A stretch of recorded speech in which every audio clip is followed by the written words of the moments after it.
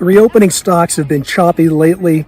I've covered this topic in a podcast that I just downloaded today. That's Wealthsteading podcast, episode 329. And I'll go into more detail if you want it. But just as a quick note, reopening stocks have come under some pressure. A lot of this has to do with fear over the COVID variants.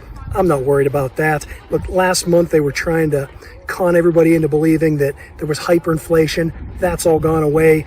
10-year treasuries are back, collapsed down to 1.3%. There's no hyperinflation on the horizon, just like I don't believe there's any big threat from the COVID variants.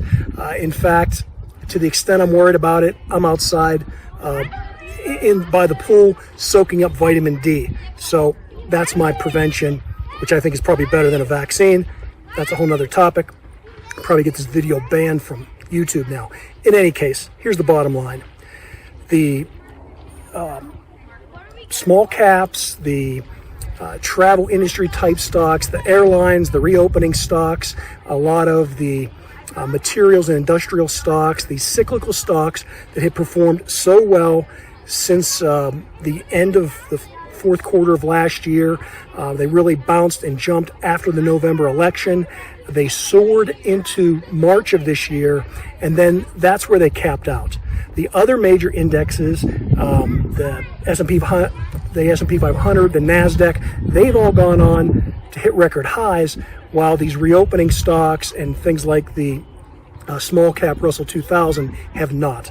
I think they are consolidating. I think they're building a strong base, and I think at the bottom line is the economy is going to reopen worldwide. Corporate profits are going to continue to rise. We're going to remain in somewhat of a low interest rate environment, and the stock markets, particularly these reopening stocks, are going to perform better than they ever have. And that's where it really comes into the risk reward and why I'm continuing to buy the dip and reinvest in these reopening stocks is that I think they have a much better reward risk ratio. If you think about the S&P 500, maybe between now and the end of the year, it has a 5% upside potential. Where these reopening stocks, which have been consolidating and pulling back, they are poised with upside of maybe 10, 15 or more percent. So the reward and the risk ratio is much better with the reopening stocks. That's my position on it, just my opinion.